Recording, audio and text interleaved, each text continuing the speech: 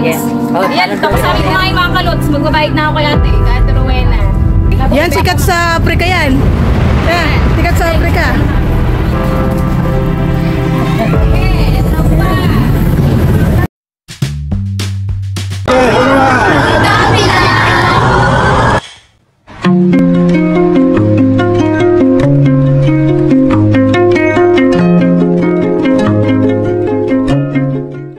Mga kalots, punta po tayo sa bahay nila Ate Rowena. Dito po sila sa likod, yung pinuntahan natin kanina.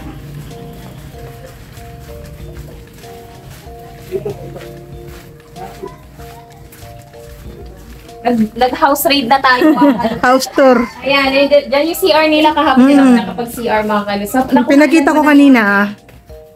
Ayan, so pasok tayo. Ay, oo. Lalapit. Ito po yung bahay nila Ate Rowena. Ayan. So, ilang years na po siya na, ate? Diba pa, Ito yung kasama nila sa bahay. yan, my sister. Maestro. Ngayon yung pangalawa, grabe. Ilang years na po siya bago naranasan? Mga 5. Kasing ano na ng pagtitinda mo na. Sana. Kaya rin yung Inaalagaan niya po yung Kanya mo kanyang. yung po kanya, yung asawa niyo po. nasawa ko po yung pinanak ko. At nandiyan po kanya yung asawa niyo? Wala po, binabay na kita ko. Bangay na salita. Oo, responsibilidad yan. Ilan niya pong balik? 70. Ang dami pa lang ni ate, responsibilities, imagine, dalawa yung college. Paano mo nakakayanan yun, te? Turong-turong po yung mga bata. Oo, pag talaga yung pamilya. Teamwork yung pamilya niya. Pag pamilya talaga tulong-tulong, wala naman posible, no? Kasi yung parang nanay ko before, dito lang sa Shangiras, 4 kami nag-aaral. Ang ginagawa niya nun, utang lang din siya sa pili ng mangga, nakloras. Yan, sa barangay, para lang mapatapos. Yan, tatay ko naman nagito. Ngayon parang hinahanap namin yung naging experience namin before eh. Ayan, then si Ate May ganyan siya. Papaaral din siya, ayan. Siya naman dealer. Pagkasipan na tayo, wala yung posible. Pag-aaral. Pag-aaral kasi hindi yan mananakaw talaga. So talaga education, di ba? Tapos yan. Kung kaya-kaya mo namang, lalo na ngayon marami namang program yung government natin na, di ba? Ang problema lang talaga is yung allowance, yung, di ba, yung mustika po, no? Yung tuition po ni nanay. Ano lang po, yung bawat isang linggo, 500 sa isang katao. Isang linggo na po yun. Nasa pinapasok po sa isang May. Isang katao pa lang. Sa isang linggo po. So, Sabi ko na pala. tapos yung ulam, sa bukid ng problema po. Hindi po, sa yung anak kong Nag-aaral. Meron siyang nagtatrabaho na anak na nag-work sa construction site. Ayan, mga pangits. Kung medyo, kahit mahirap naman ang buhay, laban lang yun, no? Parang sabi natin, laban lang. Oo, kasi hindi naman habang buhay nasa tayo, mga Nasa baba. So, yun. Nanay mo. Oo. Tapos nanay, dito na rin siya natutulog. Dito na. Kayo po, nirabantay na. Dito na lang po.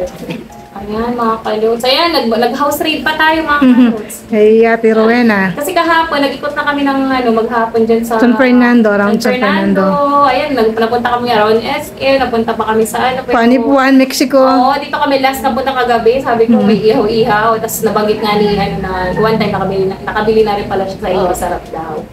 Sabi ko, try natin. Unfortunately, wala kami nabuto na barbecue. Wala pa din ngayon, mga kalots. Isaw at saka ano Kasi pa rin. walang barbecue, ate. Dagdagan mo na yung susunod. Gusto ko barbecue. Bihira kasi yung kumain ng Favorite mga niya yung Barbecue. Oo, masarap yung barbecue. Pero dati nagtitinda kayo din. Yung isaw ng baboy. Tsaka nagpipirito ako. Mabenta na. Kasi pang ulam na rin yan eh. Saka Chicken Joy dar. Try mo minsan. Chicken Joy. Kaso walang punan na. Yun nga lang. Naririnig ba siya sa Naririnig siya? Mga naririnig. Kunin natin yung mic ni Ate May para... Ate May. Pambili ng gatas ng mga... Oo, ayun. Yung na medyo ng Ayan, nanggulo lang kami ate. Survey says. Ayan kasi kahapon, gawa ng madilim na, hindi na kami nakapag-interview. Yan. Ngayon, Maano yung camera pag gabi. Oo, madilim lang. Low class lang yung ano natin. Ayan, siguro yun lang naman. Balikan na natin. Luto na siguro yun? Oh. Ayan. Tingnan nyo naman, napakasipag naman ng anak ni Ate Rowen na tumutulong din. Ano pangalan mo, Be? Jamaica. Ayan. Ayan mga kalos, ang dami niyang customers. Ay, ano po yung sa inyo, kuya? Ayan. Ayan mga kalos, konti na lang ating tinda mo, ate. O, konti na lang. O, nabenta na mga kalos. Ilang minutes pa lang nakaraan. Dapat talaga si ate dagdagan yung tinda niya. Magdagdag din siya ng barbecue, ano? Manok. Ayan, yung pang-ulam. Galing tulungan sila mga kaluts. Ayan, pinababa na natin sila Lola Kaluts and sila Ate Sofia na Shanaya para makakain na tayo. Naka-order na tayo mga kaluts. Ito na yung order natin. Ayan, kasama natin sila ate. So, ayan. Para makapag-merienda sila dito. Tikman natin mga kaluts. Ayan si Jamaica. Nasa harap lang ng bahay niyan mga kaluts. Yung bahay nila na yung pinuntahan natin banda dito. Ayan. So, ito yung sa harapan. Buti naman hindi sila nagre-rent. Ayan yung kagandahan naman dito. Ayan, napakasipag. Ayan yung nag-aaral niya ng... Anong year ka na ba? Third year college. Ayan. Sa Dabso daw sila nag-aaral. Edok, no? Ayan. Tapos yung kuya mo ba or ate? Kuya ko. Ayun. Apat sila magkakapatid. Yung isa daw mga kaluts is, according to Ate Rowena, is adopted. And then, yung isa nila is nag-work na already sa construction site. Ayan. So, tulong-tulong lang sila magpapamilya. And meron silang inaalaga na isang paralyzed na senior citizen. Ayan mga kaluts. Napakasipag talaga ni Ate Rowena. Buti natagpuan natin to. Kahapon din, marami na rin kami na interview ate actually. Ayan. Ang bilis nila mag-ihaw mga kaluts, no? Kaya palang bilis maubos.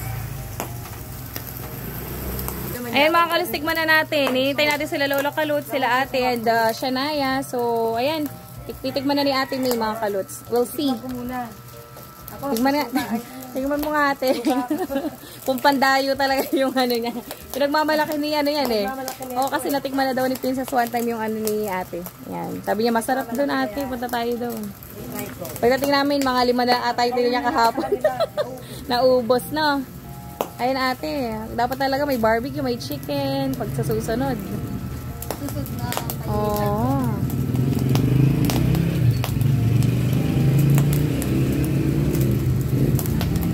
So, si ano po, wala silang pasok pag ganitong araw? Meron po. Kakarating lang po. Kasi anong oras na ba tayo ngayon mga kalot? Kasi around 5 o'clock na ata tayo. Ayan, napakabait naman kasi tumutulong mga kalots. Yung isa nyo pong anak na nag-aaral? Masarap po sa amin yung tatay. Okay. Tumutulong po sa bukid naman po. Anong sa bukid naman po yung pinagkakaabalhan? Nagtatanim ng palay po. May lupa po kayo doon na wala. Okay. Nakipagtrabaho. Okay, nice.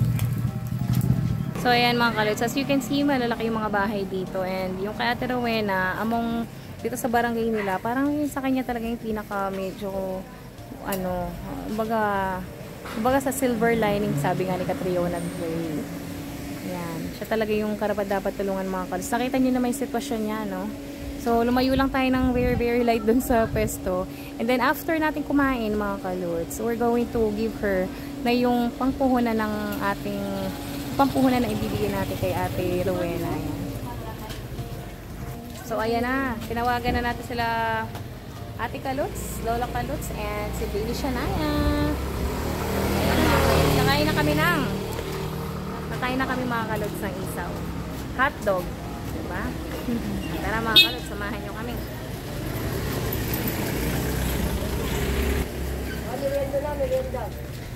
Merienda na tayo mga Kaluts. Kumakain na sa Ate May, hindi tayo nintay. Ano Ate May? How was it? Sarap? Kain na.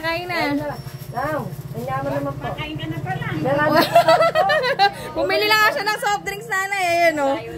Meriendahan natin. Tayo, ayan o. Merienda lang kami. Baka magutom kayo. Order lang kayo dito. Masarap po dito, oh.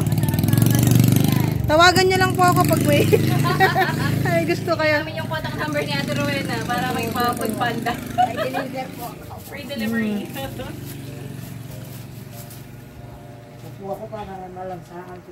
Ayan si Ate May, oh, nakasama sa atin mga kalots. Ayan si Ate May, Si Ate May. Nagtitinda rin yan eh. Si Nanay po, nung panahon na yan, ano rin, ilang years. Ako, no. Tagal ko nagtinda dyan sa Mexico. Tingin, accessories, saka bag. Mga salbabida, ganyan. Ngayon po, hindi po. Hindi na. Walking ka dyan. Ano na sila, tapos na sila lahat. Sanaya. So, yan, tapos kami kumain mga kalots. Magbabayad na ako kay ate, kay Ate Rowena. Nabusog ba kayo, Team Kalots? Nabusog ba kayo? Nabusog kami sa hisaw. Ayan. So, magbabayad na tayo mga kalots kay ate. Magkano 1,500 daw. Ah, wow. Ang mahal pala. Grabe, no? Nakailang piraso lang tayo. Oh. Ano? Sige na, mga kalots. Ay, mga kalots. Yung order natin kanina, ito na lang natira. Oh, sino sa inyo? Imahin nyo na mga kalots. Isa niya pala nga natin. Ay, Closer look mga kalots, see? Yan, sikat sa Africa yan. Ayan. Sikat sa Africa. Ah, sikat ba ito sa Africa? Ah. Ay, wow. Dapat pala makapunta tayo dun din, Sunset. Oo nga. Ay, magbayad na tayo. Ay, nahulog! Ate May, akin na yung magbayad ko. Nahulog. magbabayad na tayo. Nakaroll na, Tess. Ay, dito na lang ako. Hindi ako kita. Naharangan ako dun sa ano. Ako yung pabayad. Ate, gusto ko naman na kanina. Ay. Oh, yung balis pa tuloy. Mamaya mo na kami sukliali ka dito. Dito ka muna. Oh, mamaya ka na. Eh, ate. Dahil napakabait mo, ate. This is the moment of truth. Ayan si Ate Mig, sinamahan tayo mga kalot kasi gusto daw niya ma-witness yung advocacy ng Team Kalotong dito. Ay, mga kalot! Team Next. Kalots. Naubos natin yung paninda niya mga kalot. Masarap, masarap. Nakaroll naman yung camera, no? Hindi na. Nakaroll na, nakaroll. Safe. Baka may hindi na. Order yan nila. Saka ano, hindi ka na lang alasayis. Yes. Akin na yung 1K. Ano sa yung 1K kanina ate? Ayan. Dumating kami. Ate, hawakan mo muna ate. Eh, ano pa? Yun! Okay ba? 3, 4, 5, 6, 7, 8, 9, 10,000. Anong masasabi niyo, ate? Ate Wena, anong masasabi po? Ayan, Ate Rowena kasi, kaya binigyan ka namin dahil Ate Rowena, napakabait man, ang dami mong responsibilities, and yet, ano siya, mga kalots, eager talaga siyang pag-igihan yung buhay niya. Ayan, nagpapaaral, nag-aalaga ng matanda. Ayan, tawa sa para makikita si ate na mas madami. So, ay, tingnan nyo, as you can see mga kalots, 1 kilo yung pupunan niya. Kanya, ba't hindi niya dagdagan? So, ang daw pupunan. So, sabi ko, ito na pala ito pala talaga yung deserving na tulungan. Ano masasabi mo, ate? Salamat po sa inyo. Anong gagawin mo dyan, ate? Dadagdag po sa business. Oo, kasi nakita nyo kanina mga kalots, sa dami niya. May pinapaaral siya, meron siyang matandang inaalagaan. So, parang atibay ni ate, no? Hindi mo makikita na namang problema siya kasi Masayahin siya. parang sa atin yan, no? Bilib talaga ako sa mga ganyang klase ng tao. Kaya sabi ko talaga na, actually kahapon nag-ikot kami. Talagang ginabi na kami kakahanap. And dito pala kami mapadpad. San Vicente. Oo, diba? Dito lang pala yung dawan natin mga kalots. Tingnan nyo naman, nakita nyo naman, diba, kung gaano talaga ka-deserving si ate. Nakita nyo yung buhay niya. And tingnan nyo naman, sabi ko nga, dagdagan niya ng barbecue and chicken. Babalik tayo. Tayo, kasi ate, sa susunod. Sa susunod natin, babalikan ka talaga namin. May barbecue na. Oo, titignan talaga namin kung mag-improve na yung ano mo ate. Business mo. Ang team namin ate is, yun nga, yung mga taong gusto mong tulungan sa sarili nila, tumutulong sa pamilya. Ito yung dreaming sa'yo talaga. Na, dahil ko pa lang na, kahit pa paano, yung maliit na puhunan na binigay natin, Lumaki. sa buhay nila, di ba? Alam ko hindi yan malaki, pero ano nakayati na yan kung paano niya palalagoin. Kasi tayo, galing din tayo sa ganyan, mga kaluts. Oo, pinani, nagtinda rin lagi ng ano, pero paaral niya kami lahat. Ayan, kaya naniniwala ko talaga. May mararating ka, lalo na kung magandang basta ng pag-aaral. Yan, sinani. Si nanay, ayan, tsaka sila tinda rin ng ilang years. Oo, siya bilang, umulan, umaraw, madaling araw, nagtinda na siya. Ay sabi ko, kailangan ng role model natin na tulad din ni nanay at ni ate May. Si ate May yung first recipient natin. July, paid forward program ang tawag namin. Kasi paid forward, ang ibig sabihin natin, yun nga, tutulungan ka, and then kapag ikaw naman yung sinuwerte, ikaw naman yung tutulong sa iba. Tulad ni ate May, meron na siyang, ate May last month siya yung binigyan namin ate ang. Ano siya, Nagro-rolling siya ng vegetable. Isda na libre din na sa amin. Tapos may nakakita sa kanya na sabi niya, saan tulungan? Sabi niya, magkano niya? Pasok ate. Ate, Arwena. Sa ate Rowena na speechless mo. Oo nga, na-shock ata. Sabi ko, eto na, siya na talaga yung nakita ko pinaka-deserving na. Ang dami siya. Nag-ikot talaga kami. Yung iba na-interview namin, konting paninda. And then pag tinanong mo sila, bakit konting paninda? Ang sagot lang ng isa is, hindi daw nila kaya i-manage Pag marami kasi pag-isa lang siya. So, isa naman, may puhunan naman daw siya. So, ikaw si ate talaga, wala talaga siyang puhunan. So, talaga siya yung siya talaga ang mga kalos. Siya na yung the one. Siya na yung the one. So, ayan, sa ating nanonood. Sa ating Hindi, dati ako pinanunood. Oo, ngayon ikaw ni yung Manto Pogus na. gusto niya ma-experience yung ginagawa namin. Kaya sumama ako. Pagtulong. Salamat po. Actually, ate, hindi sa amin siya galing. Meron tayong sponsor. Sabi niya, nabili yung talaga. Yung kita na nangangailangan. Tapos, dating ng araw, pinalitan nyo, hindi na mag-improve na rin yung kahit pa paano. After a month siguro babalikan natin tena. Ay, basta kami, hindi kami nagsasabi ng date. Pero Visit lang kami. surprise visit. Kasi pag alam mo, syempre, pwede maganda yung hindi pinaghahanda. Kaya talaga lumabas siya. Parang ako, na-surprise din. Para matumayin. Si Ate May na surprise siya eh. Surprise eh. Tang ko lang, pagdating ko, dami niyang customer. May tinda na siyang itlog ngayon. Dati dami siyang gulay, mga kaluts. Ayan. Na-surprise niya ako. O, diba? Ano namang gagawin mo, ate, dyan sa pagdagdag puhunan? And, anong dadagdag mo, ate? Mga fresh daw na Kasi ang ganda ng pwesto niya. Kung nakikita niyo malapit sa daanan, no? Ayan. Para yung sa akin. Ayun, ate.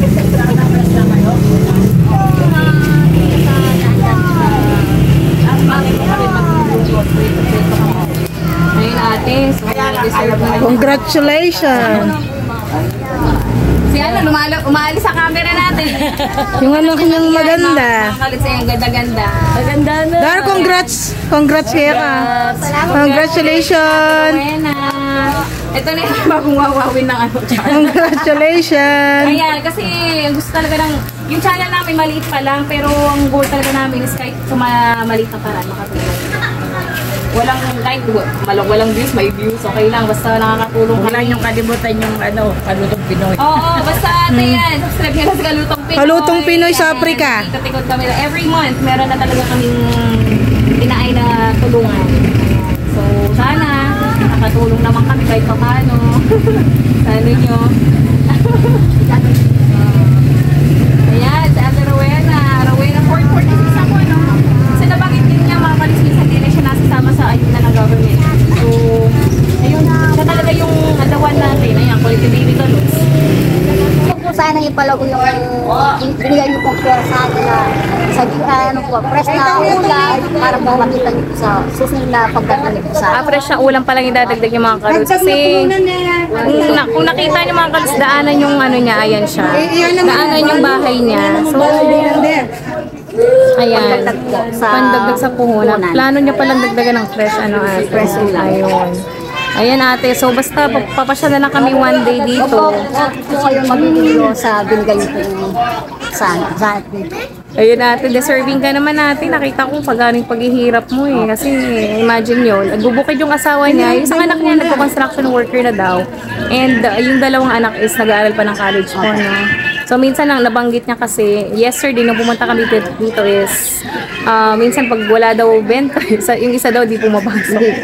Kasi di kaya ng ng allowance, that's parehong college na mga kalungs. Ayan. So mga katulad ni Ate Weng talaga, eh, no? Kasi Rowena. No? Ayan, so yun sila talaga yung mga kailangan tulungan natin. Ayan. Kasi alam ko maraming nangangailangan, maraming lumalapit sa atin mga kaluts, pero alam naman natin yung advocacy ng kalutong Pinoy. So, the one talaga, hanapin talaga natin yung higit na nangangailangan. At the same time, pag tinulungan mo sila, tutulungan din nila yung iba katulad nito.